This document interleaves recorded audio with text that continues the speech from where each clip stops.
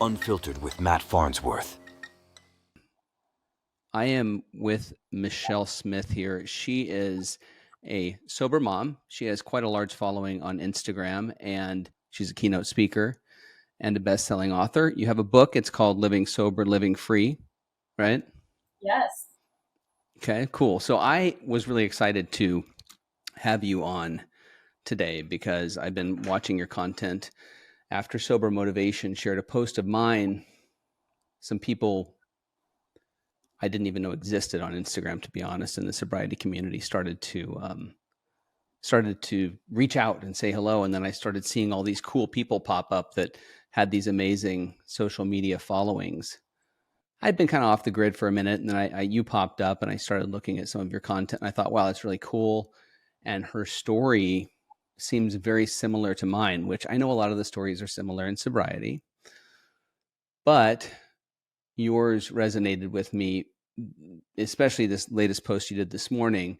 So I kind of wanted to just have you sort of introduce yourself, maybe what you're about, kind of give us a little bit of a backstory on who you were, maybe how things went down, how you ended up getting sober, and, kind of where you're at now, sort of a 30,000 foot overview. And then maybe we can jump into some detail. Yeah, absolutely. So I'm Michelle Smith, and like you said, I'm an author and I do a lot of speaking. I've been working in the field of addiction recovery and law enforcement for 22 years. So it was a very high burnout, high stress, just fast paced environment for me.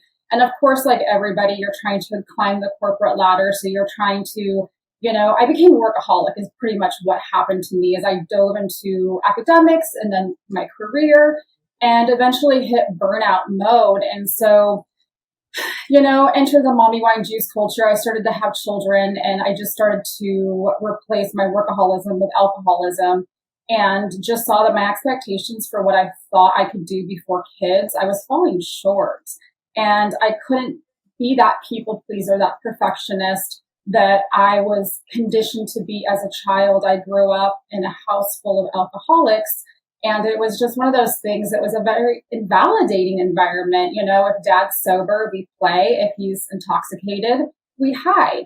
And I had the perfect example, Matt, of what not to be. And so I stayed away from alcohol for decades and kind of opened up Pandora's box and was like, well, if I would have become an alcoholic, it would have happened before my mid-30s, right? And so, as we know, it rears its ugly head. My addiction was in hibernation. I poked the bear, and my whole world was literally falling underneath me. And I know that there's no excuse for me picking up, but, I started having health issues. I lost my mom as I became a mom. I hadn't been diagnosed with postpartum depression yet. There was just so many moving pieces, and alcohol was packaged and presented to me literally on a silver platter. Your mom just died. Of course you're grieving, Michelle. Here's some alcohol. And so everything that I was going through as I was navigating, the solution to my pain point was alcohol. And of course it can be a slow and progressive disease until it literally takes your soul. And that was it for me. And I lived in a lot of shame and silence and secrecy because of my career. And how dare I do this? How could I be teaching people about addiction recovery and relapse prevention when I can't wait till it hits 5 o'clock and I can go home to the bottle? And so, my story again isn't, we do have a very similar story of not one, not two, not three, but 4 times ending up in the hospital because my goal was to never stop drinking and using pills. It was simply to moderate and manage my addiction. And it took years and years of me falling flat, literally on my face, losing everything to say, Michelle, this does not serve you. There's no value that's being added to your life. And for me, I think the moment that I really surrendered, you'd think it would be one of these hospital stays, but it was like mortality motivation because I didn't have my parents around anymore. They died really early. I was doing that same thing to my children.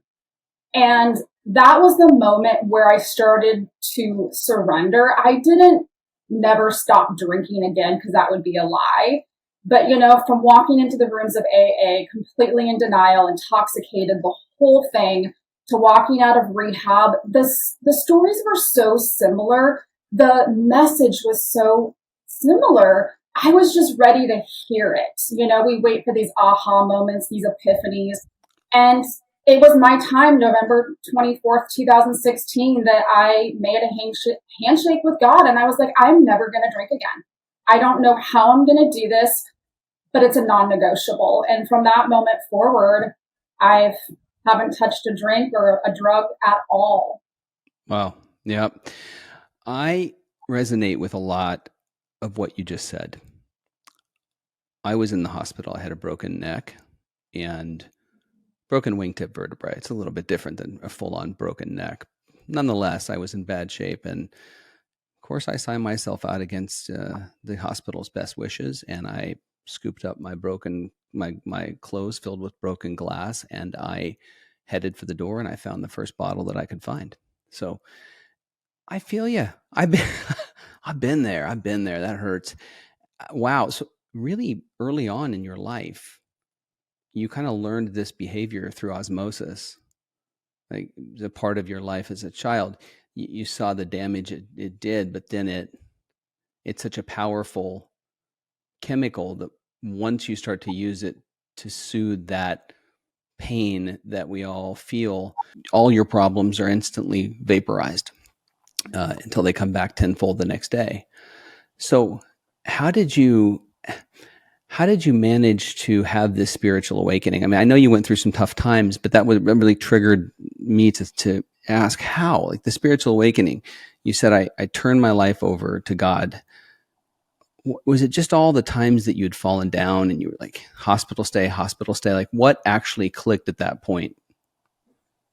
It was just all of the things that added up. I just had this moment of stillness.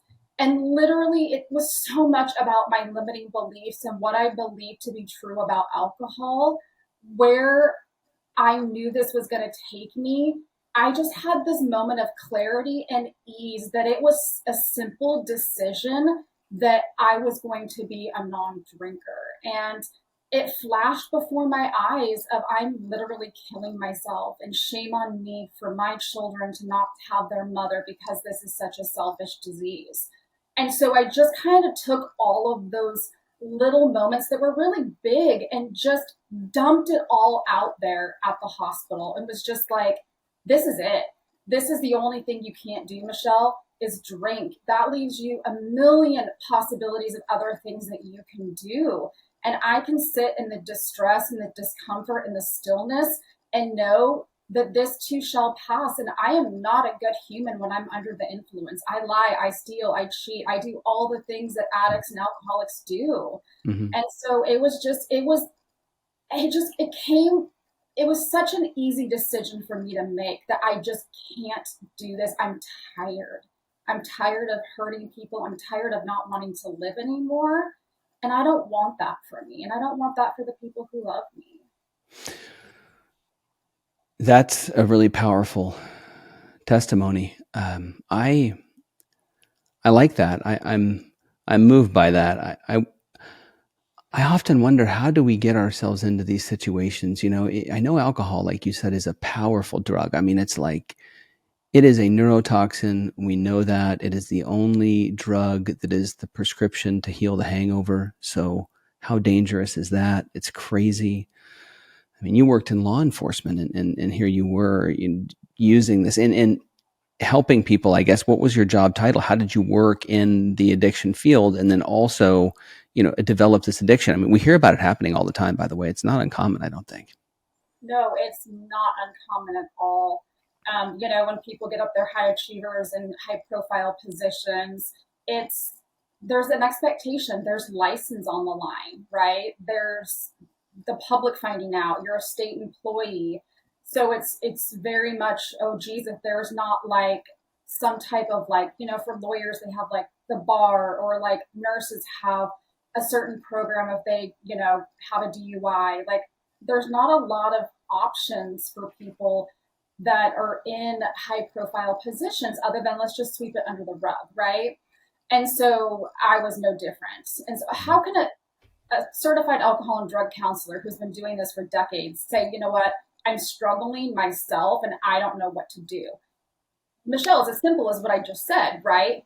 But to do that felt impossible. And so I had a lot of jobs and I still do work in the same field. And, my jobs ranged from doing startups of substance abuse and mental health treatment programs within the Department of Corrections across 2 different states. And so my heart is in co-occurring disorder treatment. I worked for the specialty courts, Veterans Court, Drug Court, Mental Health Court as a substance abuse counselor. I was a treatment court probation officer. So many things. I go with the sheriff's office and do street work in the communities.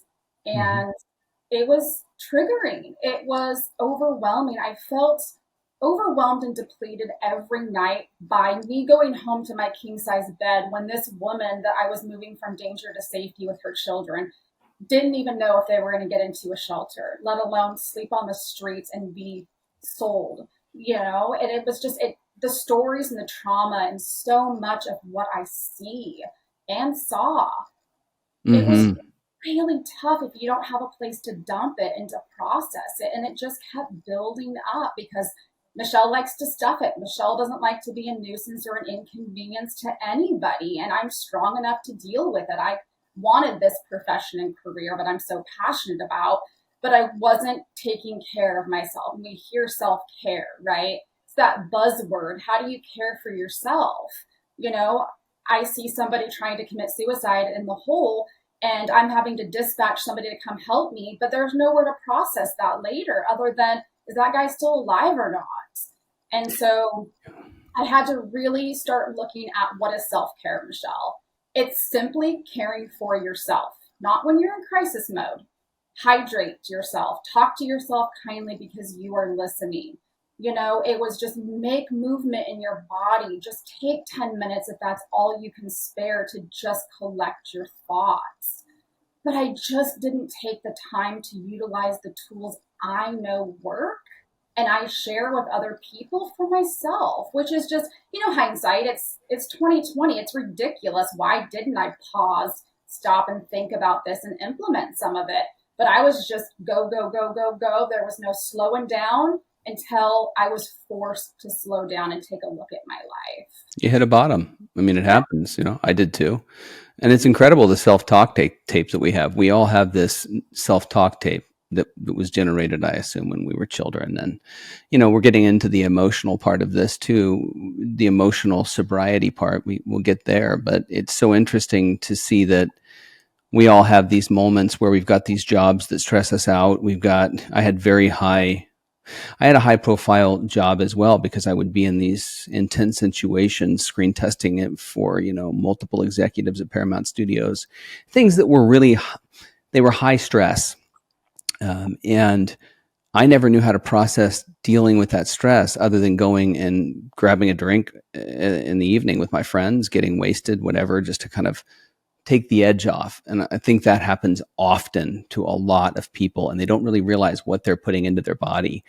I think that the information is out there now telling people, here's what alcohol is. It's a neurotoxin. It's a poison. It's going to make you want to drink more. It's going to spike your blood sugar. It's going to cause all kinds of trouble with your inflammation. There's, Andrew Huberman. Is it Huberman or Huberman? I think it's Huberman. Yeah. I don't know if you've seen him, but he's got some great content on alcohol and millions of other things. The guy's brilliant. But how, when you're in this and you're in this job, do you stop doing this? Okay, so you still do the same job, but did you have to change out? Did you have to change up like what you do on a daily basis and how much you're in those stressful situations in order to like have that self-care? Yeah, I did. I had to step away. I mean, even going to rehab, I'm like, I can't go to rehab. I've got 2 kids and I have this job, these 2 jobs. Mm-hmm. And I'm like, you are not going to have a job and it won't matter if you don't go save your own damn life, Michelle, Mm-hmm. So I had to step away. I had to take a leave of absence. And I think that is one piece that people don't hear enough, is that this is covered under medical leave. If you have a job, and you have an HR department, you have permission to go take care of yourself under this medical model that is just like mental health, that is just like fighting diabetes or having a child. And I had to, otherwise I was going to die. So I stepped away for a while, and then I came back part-time and just had to change things. My hours, I wasn't going to work 2 jobs in a maximum security prison, mental health by day, evening doing substance abuse evals. I couldn't do it anymore. Or something had to give, and it couldn't be my mental health anymore. And it couldn't be me driving myself to drink, because I have a sticky note. I don't do overwhelm. If that means overcommitting, I'd rather, if I don't feel spiritually and mentally fit to end up going to a holiday party, I'm not going to go, because they're going to be more mad at me that I'm, half dressed, stealing people's alcohol, doing all kinds of crazy things, wrapping myself around a telephone pole before I even get home, other than, I'm sorry, I'm going to have to sit this one out so that I can go next time. Right? Yeah. I had to start doing different refusal skills and coming up with different solutions to the real world and what I'm going to have to face in order to make it in this really boozy culture that I surround myself in. Yeah, especially with a job like that. I can only imagine entering a maximum prison facility, like an actual prison like that, going in, and you, at first when you go in, I'm sure it's a little shocking, like it would be for anyone. It's scary, it's daunting, it's unknown, there's danger.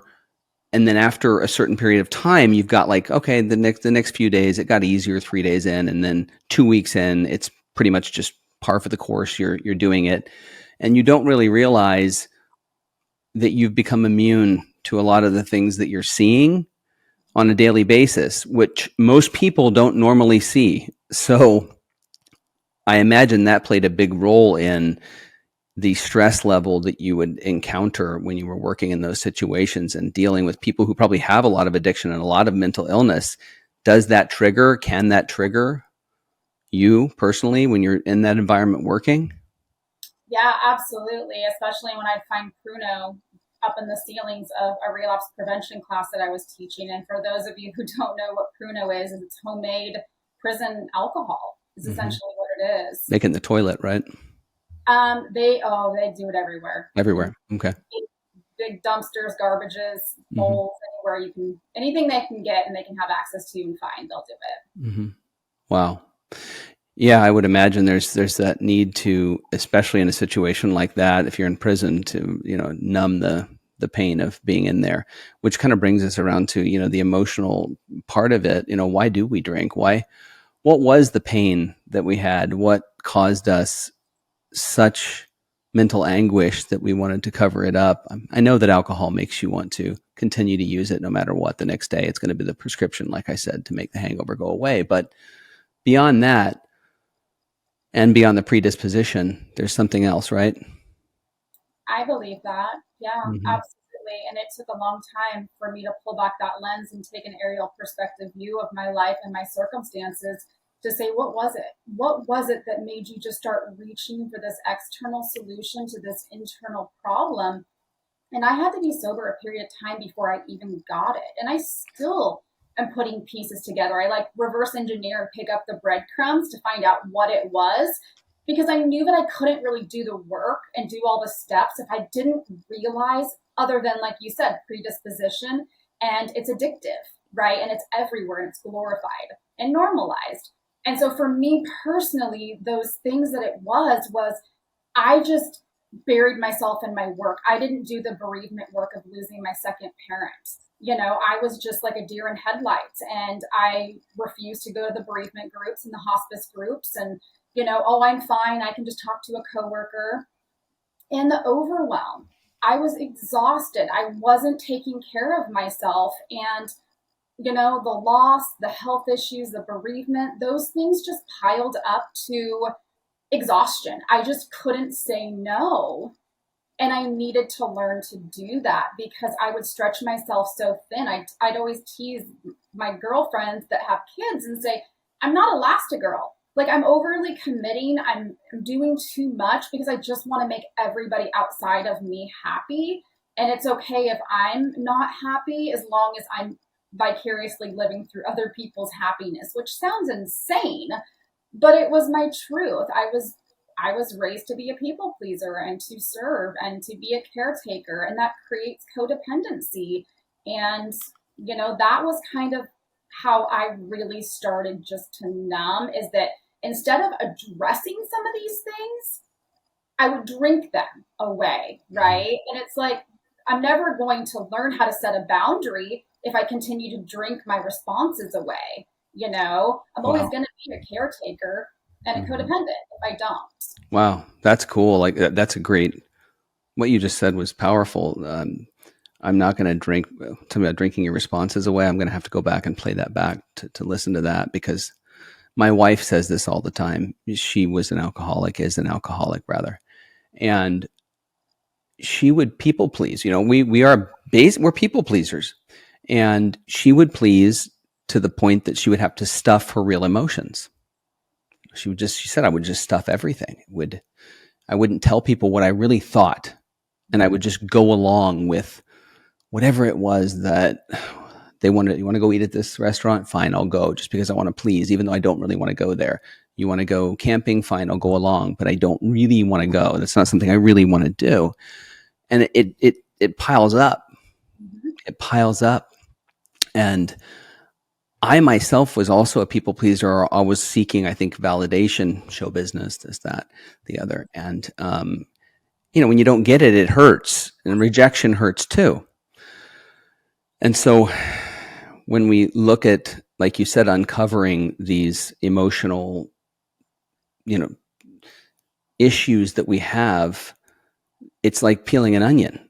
There's so many, it's so deep. And until we get really deep and we take a look at it, and I don't think you really can until, like you said, you're, 4 or 5 years into sobriety, because you're just trying to learn how to live, right? For the first 3 or 4 years. And then like year 5, you're kind of like, oh, I'm really starting to get into a groove now. And I feel like that is kind of where everything starts to sort of settle. Do you think so too? Like around year 5 or so? I mean, I've heard that said quite a bit in AA as well. You might have heard that as well. Around year 5, we really start to hit our groove, and like our head pops out.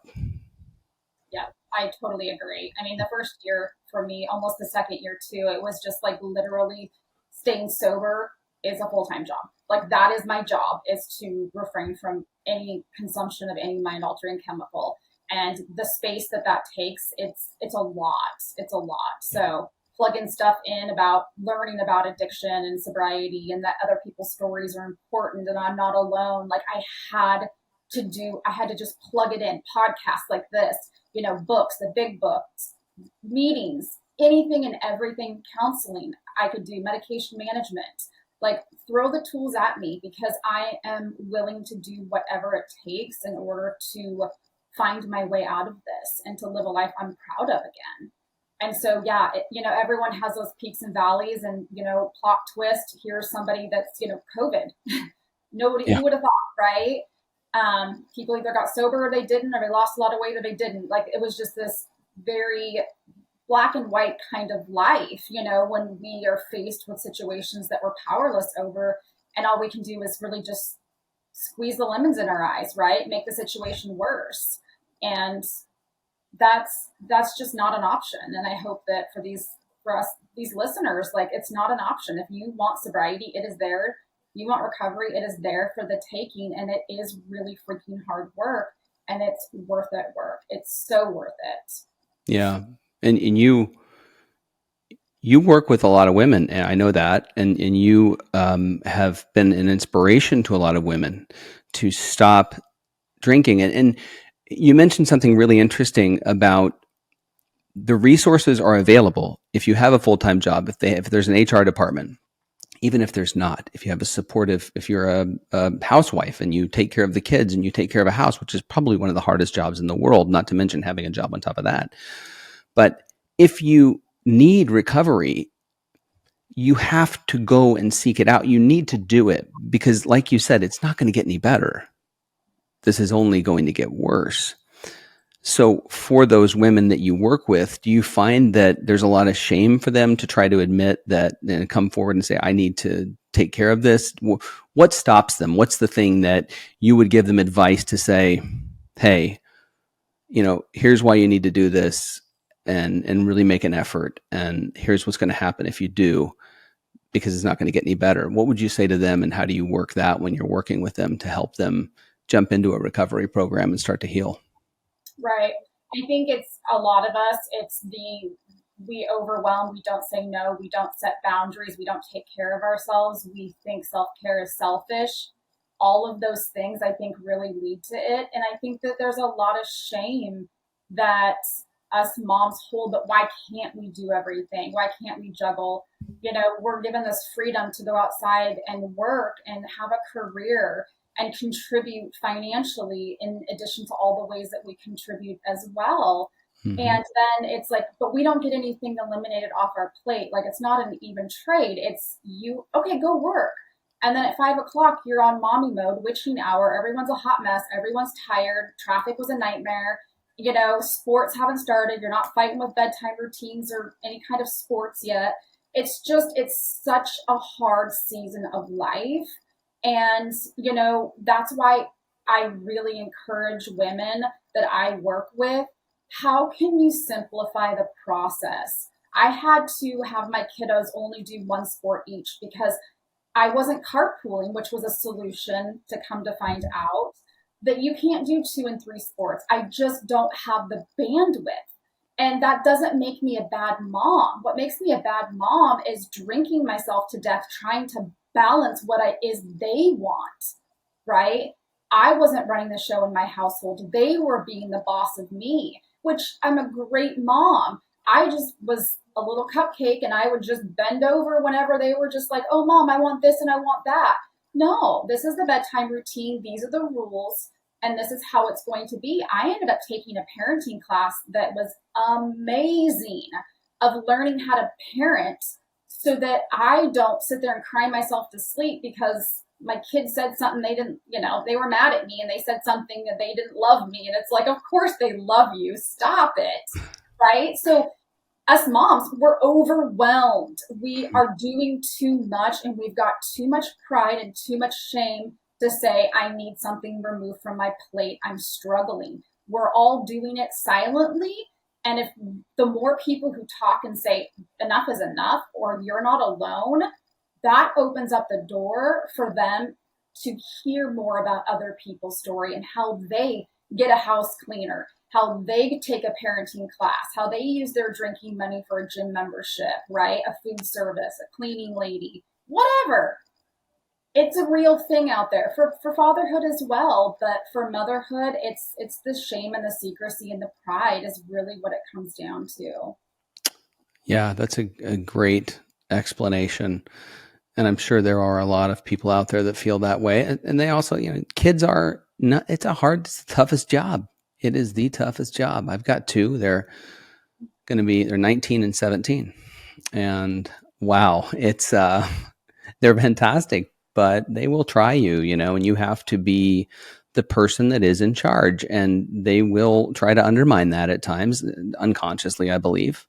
And you hit the nail right on the head with that. You have to be in charge and you have to take care of yourself. I agree. It's so easy to set all of your needs aside when you're so focused, and mothers with their nurturing, with their nature of being super nurturing, are going to fall victim to that probably a lot faster than the dads. Yeah. And so great. That was great. I think that I kind of want to talk about your book and your creativity as well, because you were inspired through obviously this life of yours that came to this screeching halt because of alcohol. And you decided, okay, I got sober. I've got this story to tell. you were inspired to help people, I'm sure. How did that work? How did you decide, I'm going to write a book, here's what it's going to be about, and here's my inspiration? Tell me a little bit about that. Yeah. I started to recover out loud a little over a year into my sobriety. And it was really hard for me, to be completely honest, because working in corrections, you can't have pictures of your family, you can't have the social media. Yeah. And so I was a chameleon. I hid behind the walls with the inmates. Like, my life was just always secretive when I was younger. We couldn't say what was really going on in the house, right? Then I get into this line of work, and then all of a sudden I open up a social media account and I'm terrified. So I block all the people I know just in case they find me because of the algorithm. I started using my Instagram as like a journal and a reflection of just documentation. And I think that a lot of people don't do that. They don't take the selfies of day one where they look like a complete hot mess. I mean, I delete that stuff and I delete the drunk videos, but it's like, I find them every once in a while. Mm-hmm. As you can tell, I'll put some of them on my grid. I saw that today. I saw that was a pretty intense post today. Yeah. I mean, I've got some gnarly photos, but I just, in time, I think that they'll get leaked out when I'm ready. But, I just wanted to do something different. And such a piece of this, honestly, was accountability to begin with on my part. If I start saying this stuff out loud and I start, saying my sobriety date, like, I'm shining light on the gremlins. I have accountability. It's not policing. I have people rooting for me and supporting me, and so that's where I kind of eased into it. And, the journal and the book, like, practice makes permanent, not perfect. I am no longer striving for perfection. It's just unrealistic. I set myself up, I get egg on my face, and it turns into a circus. And so it's so important for us to track, right? To track what's working, what's not working. When we get paid every other weekend, is that when we're relapsing, right? There's patterns. We're leaving ourselves breadcrumbs. And if we just look at a slip or a relapse, if we reset our clock, if we're clock people, sobriety tracking, it's like, look at the lesson. How can I use this to strengthen my recovery moving forward? It's like a little baby when they're like trying to do tummy time or trying to crawl. They lie there for a few minutes, but they get up and they don't give up. They keep going. And this is what this journey, that's why it's a journey, and you're creating a lifestyle, is that, you're going to have trials, you're going to have setbacks, and it's going to be really freaking hard. And sometimes it's going to be really easy and eerie. And that journal that I created is just simple, less than 5 minutes a day to bookend your day. Start with intention, end with gratitude, right? Bring it back full circle. What was working? What wasn't working? What are you going to do different tomorrow? Mm-hmm. That's it. Yeah. Don't be so hard on yourself and learn, and don't self-sabotage, because we both know you'll go right down that shame spiral to that bottomless bottle of hell. And we shame ourselves. Our goal is to not drink, right, Matt? And then we shame ourselves and we drink more as a punishment. I mean, it doesn't make any sense, but I guess that's the idea of what addiction is, right? It's we set ourselves up because our serenity is inversely proportional to our expectations. So if we expect the world, which I would, and I expected perfection very often, and I think I did that on purpose at times, because it would give me that reason to go and drink and have a good time. Yeah. And we do relapse long before we ever actually pick up the drink. It doesn't happen just, that day I woke up and I relapsed that day. I didn't drink for 13 years. And one day they were bringing tequila shots through a bar that I was shooting a movie in, and I just grabbed one off the tray and shot it. 13 years. And it started long before that. It started 6 months before that. The thinking, the getting out of writing anything down, journaling anything, living near bars, smelling the smells, the people, the places, and the things. I started hanging out with different people. It all changed. And the consequences were, that big car accident that I had. So I totally feel you on all those fronts. So your book is really, it sounds like it's fantastic. It's helping a lot of people. How did you get in? Like, I know it's a journal and you kind of, but this is like a book. I mean, you wrote a book, you put it out. It has a lot of people buying it, following it. What is it about, and how is it helping people? So I have a couple different books. I have one that I talk about that's leading more towards entrepreneurship. That's called All In. And Mm-hmm. so that one's just being a woman in recovery and building a business and a career and how I manage my recovery and self-care. And so that one has just been really, really powerful and, has given me a platform and a title of best-selling author to really extend my reach to get to more people, to let them know that they're not alone, and that we can thrive, and that even if we are professionals, and we get our wrists slapped or we get our license pulled or we have to jump through these hoops, doing that is so much better than avoiding all of it, because we just wait to get caught, right? It's the ifs. It's I haven't yet, or if this happens. Mm-hmm. And so it's like, it's going to happen. It just ends up happening in different ways. And so we get to decide when enough is enough and if this is adding value to our life. And so that's what I touch on in the book. What else? What else would you like to touch on that you think would be valuable for people who have just gotten sober, or are trying to maybe they're just trying, right? They're in that period where they're just trying to get sober. You mentioned people go back to it. They have these relapses, and it happens around times maybe where they get paid, and they can sort of define when it may happen by looking at patterns. You mentioned patterns. Any advice on how to check out those patterns, look at those patterns, and understand when they're going to happen and start to try to manage them? Right. And I think that's why journaling, like when people say, journaling, whenever I hear the word sobriety, it's like, okay, I'm going to start meditating and eating kale and drinking grease smoothies and matcha and going to 12 steps. It's like, you just have to figure out what works for you, right? It's like this all isn't promised. This is all something you have to show up. We hear that slogan. It's like, this is rented, that's never owned, and we have to show up every single day, right? Every 24 hours, we all start with a fresh, clean slate. What are we gonna do, right? Like I had a couple years, I had months, and then got back out there, like, I can moderate. Okay, so you showed yourself you could moderate once, but do you really want to try this hard every single time to measure and to drink water in between and have, Yeah. that stuff's just bull crap. If you have to work that hard to keep something that's killing you, that is destroying you from the inside out, we have bigger problems, right? Mm-hmm. And so I really challenge everybody who's listening is that, and I know we all have to go through our own thing. And I was stubborn as hell. I was so stubborn and in denial. And the thing is that why are we chasing moderation? Why are we trying so hard to keep this poison in our life? And until I got off the hamster wheel and decided that it was a non-negotiable, it cleared up so much emotional, mental, and spiritual capacity for me that I could focus on people who I love, learning to not hate myself, but like myself. And hopefully someday I'll love myself. Yeah. It's like, eliminate, like take that out of the equation so that you don't have to have the devil and the angel.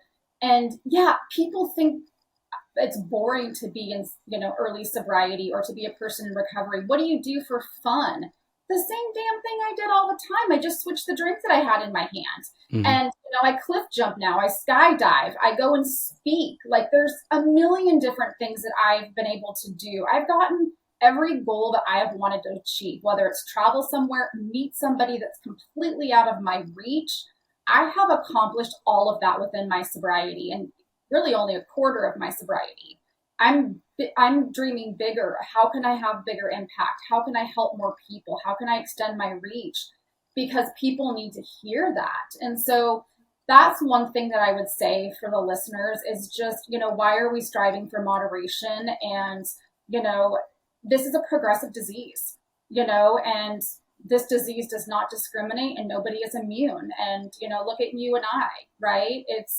Yeah. We might look like we have it all together, but anyone can present as a pretty package on the outside and literally be dying on the inside. And so don't wait for a rock bottom, because that didn't stop either one of us. How many rock bottoms did we have, right? Oh, Just keeps going. it's progressive. 13 years I didn't drink, and then the moment I pick it up 6 months later, I'm drinking every day, 2 weeks in, 3 weeks in. It did not take long. So I picked up right where I left off. Mm-hmm. And kind of the reason why is because there was no spirituality. So 13 years, I kind of I white knuckled that. I was like, I'm not going to drink. And I didn't. I was like, I have 2 kids. I can't drink. And had this amazing psychiatrist, Stephanie Herring at Cornerstone, who said, it would have been better if you just drank. Honestly, it would have been, because the white knuckling is almost harder to do emotionally. And I thought, she's probably right. The bottom would have happened sooner. And so the spirituality wasn't there. I went to AA 13 years. I went to AA at the beginning of the 13 years I went, but I went as a get off my back card. So all the people around me wouldn't bother me anymore. Like, just, I went, okay. I went to AA. It's fine. Whatever. I did it. And then I stopped going and I just white knuckled it. And then that second time around, when I crashed that car and I ended up breaking my neck, and it changed me because I had a near-death experience. I still drank, even though I had a near-death experience right after that. But once I got into recovery, it started to work on me. I think that it happens afterward. It takes some time. Like, it doesn't happen immediately. You have to give it some time. When you first get sober, it gets harder before it gets easier, because you take that chemical away, and now you're stuck with this person that's raw, and they're emotional, and they're struggling to figure out how to live their life without this chemical that made them feel good. And that's where I started to say, okay, can I find spirituality? Now I'm willing to look at the group in there, and I'm willing to say, God grant me the serenity to accept the things I cannot change, the courage to change the things I can, and the wisdom to know that difference. And I started to actually feel it. But prior to that, I was just making it up. I was just going through the motions. Yeah, I'll say this. Okay, I'll hold your hand. Okay, go, we done. And I started to say, yeah, I need to change. I need to change. And that spiritual awakening was slow. But then when it happens and you turn it over, don't you find that when you turn it over, your will in life, that there's such a burden that's been lifted that you don't have to carry alone? Would you say? Absolutely. And that's exactly kind of like the same way. It's just a different way of saying that, like, it's a non-negotiable, right? I'm embracing recovery. I need recovery. And I can't do this alone, right? And so I think too, it's like, we feel like we have to be bad enough or horrible in order to do anything, and to take a look at our relationship with alcohol. For both of us, it's like, okay, we walk into the rooms because that's what we're told as alcoholics and addicts we're supposed to do. And so that's what I did in rehab. My family's like, I don't know what else to do with you. I didn't know what to do with me. And it's like, this is our last Hail Mary. And if this doesn't work, she's screwed. We don't know what else to do with her. And it didn't work, right? It wasn't that it didn't work. It was that I wasn't spiritually ready, right? I wasn't emotionally in it. I still was chasing the idea of maybe someday, because forever scared the hell out of me. And I didn't want to be, because I knew if I couldn't drink again, I was an alcoholic, right? And I now use that title with pride. That keeps me, I'm a person who can't drink ever. And if I do, I don't come back. And so I'm proud to be a person in recovery, because it took me that many times in order to, to get to that place where eventually I'm going to fit in perfect. I earned my seat. I used to say, oh, I'm not that bad. Somebody else needs my seat. That's just a bunch of crap, right? That was just me lying to myself. And so stop waiting for these yets. Stop waiting for something bad to happen like it did for us. It's one of those things that people don't, if they don't have a reason to stop, they don't want to, right? Because there's nothing bad that's happened. But once you get so addicted and bad things happen, you can't stop drinking. No. Even after all of our almost fatalities and losing everything, It's insanity to hear us. And we still walked out of the hospital against medical advice, both of us. I just went to the 7-Eleven where I literally was struggling across the street and somebody bought me alcohol because nobody would pick me up, right? Yeah. That's insane. That's addiction. That's the disease right there. And don't think that any of you listening, this can't happen to you guys, because it is. Yeah. It will. It can. And it does. If your car gets towed and you think you might have a problem, get help, because that would be the time to do it. That would be a lot easier than holding your neck in a yellow cab, making sure it doesn't fall off, in a hospital gown with boxers on, with blood everywhere. Keep in mind, I had blood all over me. It was covering me. I was in shards of glass. I had 25 staples in my forehead. And I dropped my stuff off at the residence, and I just dumped it in the room. I walked around the corner like you. I went to the liquor store that I'd been going to. It looked like a slasher movie. It was crazy. I walked through the door, bought liquor, went upstairs. They said, don't drink. If you drink, you're probably going to die. Drank the entire bottle, passed out on the bed, woke up. Obviously, the blood had gone and ran everywhere because it thins your blood. But when I woke up the next day, I still didn't think I had a problem. And I think it's because it's the only disease that tells us we don't have it. And so, like you said, it's non-negotiable. That's one way of saying it's the only disease that, is going to tell us we don't have it. So that's why I think AA works so well, is when you do admit that you have that problem on a daily basis, you're reminding yourself, I have this problem. And I used to fall away from that. But the spirituality part of it is really an interesting thing, because it kind of allows you to have that humility, I think, for me. And I wonder how you feel about that. What did the spiritual aspect of being able to bring that into play, what did that do for you? Yeah. I always, just having that power greater than myself, of somebody who believes in me without judgment, without, comparison, without that, that shame. It was just, I was able to give the hard things in my life over to God. Right. And so it was a sounding board for me. It was just acknowledgement, Michelle, that you don't have to be, you get to decide, right? And you get to make that decision and then release that over to somebody else, that it's going to be really, really hard. And we can still do really hard things. So, I started going back into church too, and I was born Catholic, and I have found that again.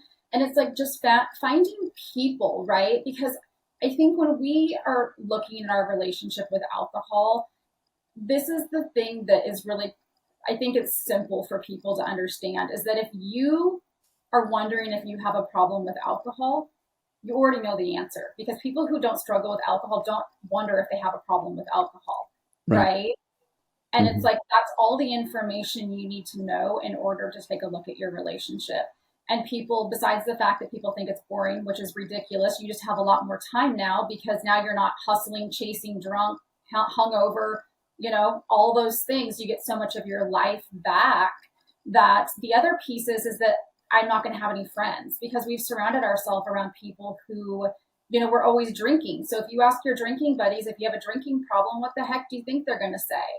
So it's start doing things that don't involve alcohol, because other people are going to be involved in it and they're not going to be drinking, and you meet your people. And so I met people at church groups, I met people in the rooms. I've met people hiking and skiing, and moms that don't drink and don't subscribe to mommy juice culture too. And so there's just, your eyes, you focus on everything that's going well and right in the world. I used to walk into restaurants and everybody, right, a blanket statement, everybody drank, because that's all I wanted to see. Yeah.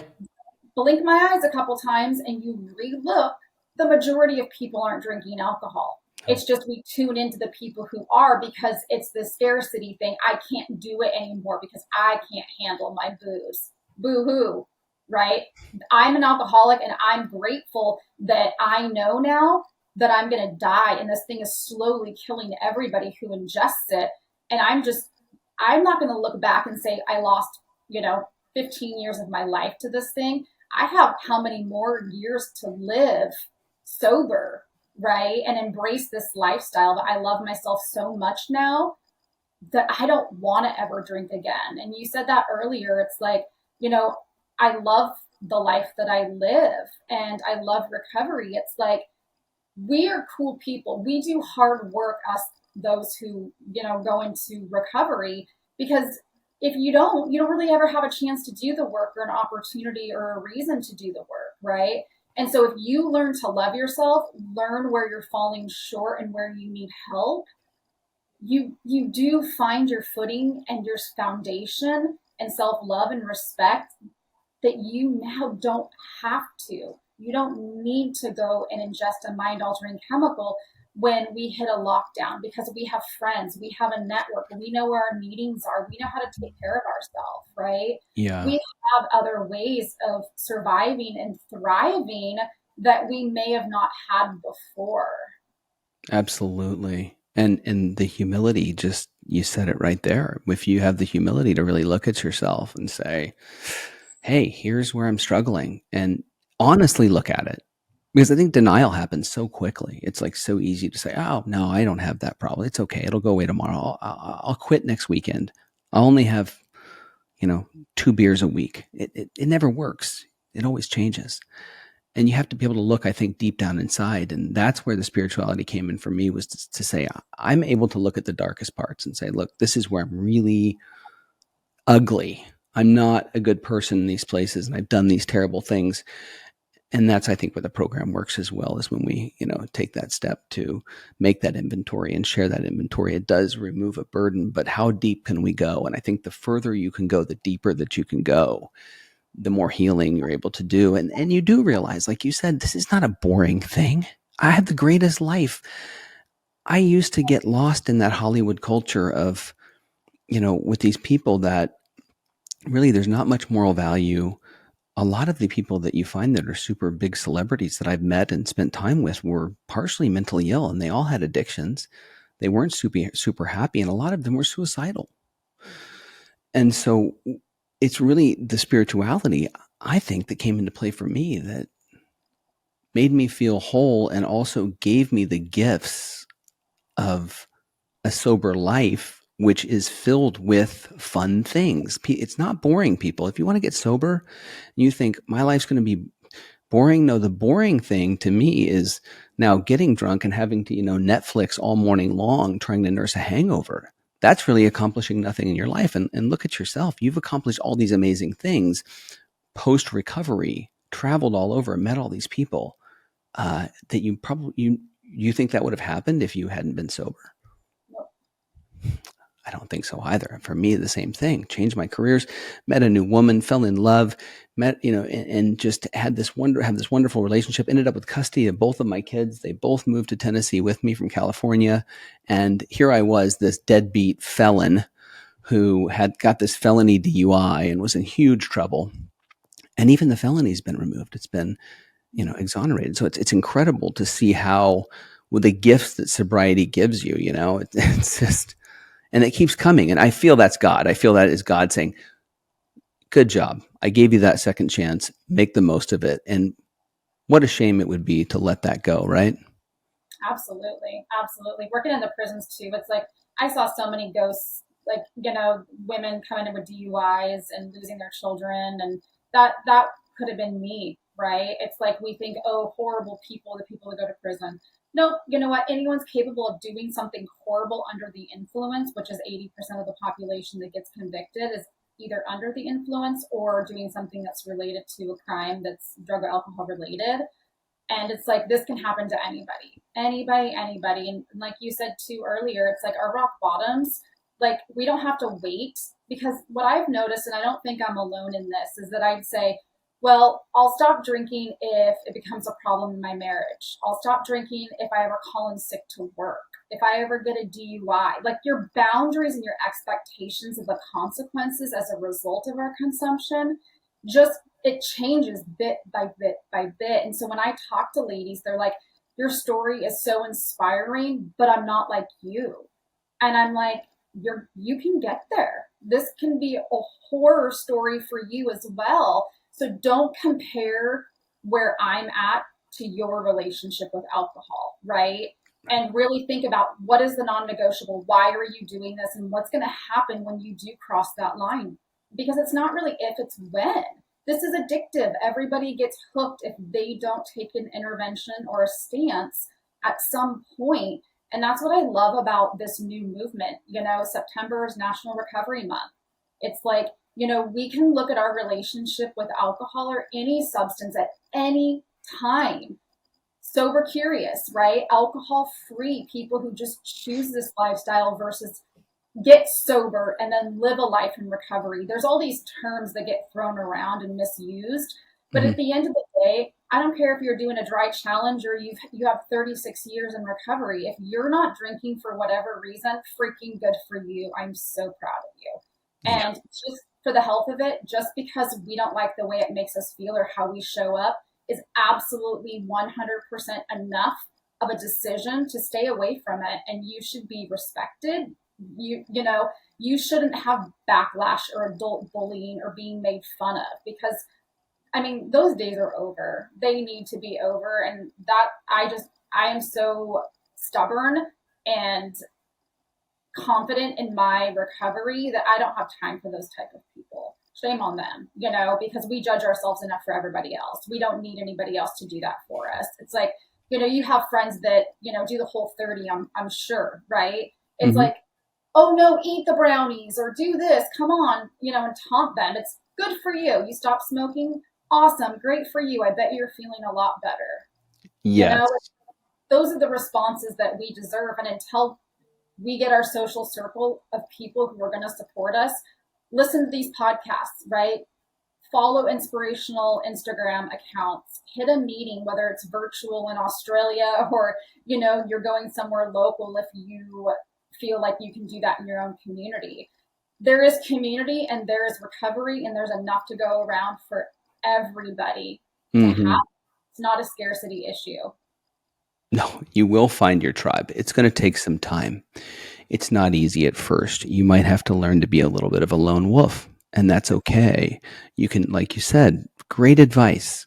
Fill it with positive things. Go and get a gym membership. Like you said, work out. Try that. Other activities, whatever you may like to do. Get out of the house. Go to meetings. All of the things you're talking about are you have to change it, because like we know, nothing changes if nothing changes, right?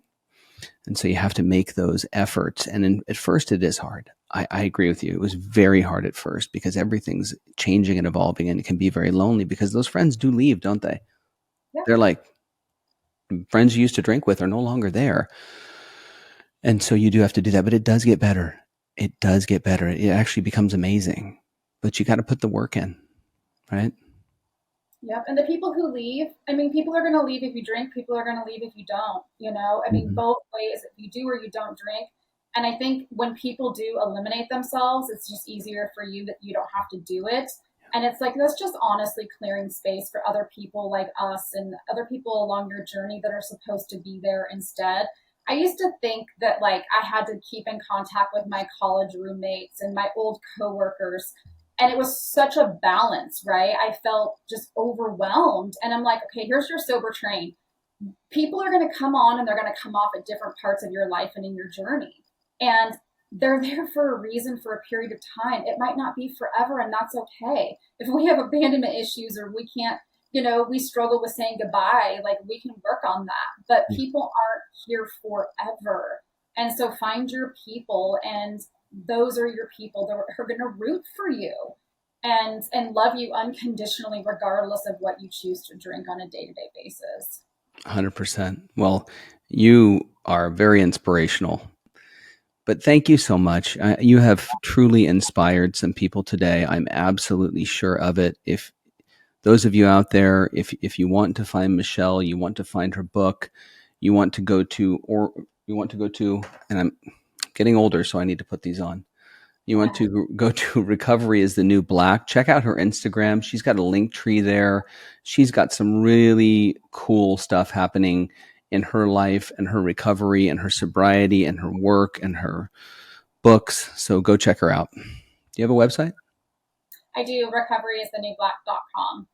That's awesome. Yes. And I have those same glasses sitting right here on my desk Mm-hmm. because they're cool. We have 3 pairs of the same ones. Look at that.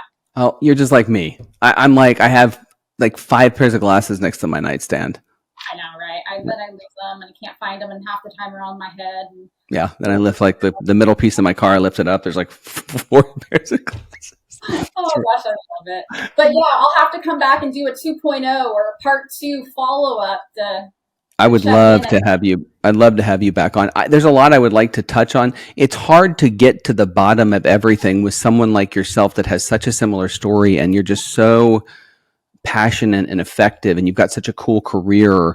There's just so much going on that I want to unpack, but it's so hard to do that in an hour. So yeah, if you want to jump back on in a month or so and, rock a follow up, I'm more than happy to do that. Maybe we could even outline, here's a few things we should touch on that are going to be beneficial for people out there that we couldn't go in depth on, there's going to be. What would be cool too is if, the listeners want to just shoot you a message of just like questions or, spitfire anything. I mean, if there's topics or, roadblocks that they're seeing and they want some support from you and I around it. I mean, whatever. I'm here to serve your community and to support them and doing whatever it is along their journey that they're here to do. So it's awesome to be here. And it's so cool to finally be able to connect with you and talk and have these meaningful, really important conversations. And thank you for all the work you're doing and the vulnerability. Literally, I remember that's how I connected with you initially,